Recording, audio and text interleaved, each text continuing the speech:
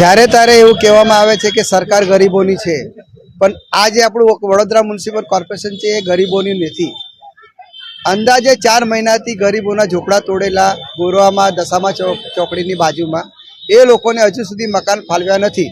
તો ગઈકાલે કોર્પોરેશને એવી લોલીપોપ આપી કે ભાઈ તમે કલાલીમાં આવેલું ગુલાબી ઓડામાં મકાન આપવામાં આવશે. તો આ બધી સંખ્યા ત્યાં કલાલી ગઈ, તો ત્યાં જઈને જોયું તો ત્યાં પણ મકાનો છે નથી, કોઈ મકાનની સુવિધા નથી, દરવાજા નથી, બાથરૂમ નથી, કોઈ જાતની સુવિધા નથી મકાનમાં. તો પછી ત્યાંથી એ લોકોએ અમારો સંપર્ક કર્યો અને પછી એ લોકોએ એવો વિચાર કર્યો કે આજે 1 નંબરની સ્કૂલમાં અમે મળવા જઈશું. તો બધી જ મોટી સંખ્યામાં, હજારોની સંખ્યામાં લોકો સાથે ભેગા થઈને અમે આજે 1 નંબરની સ્કૂલમાં આવેલા, સાહેબને મળ્યા.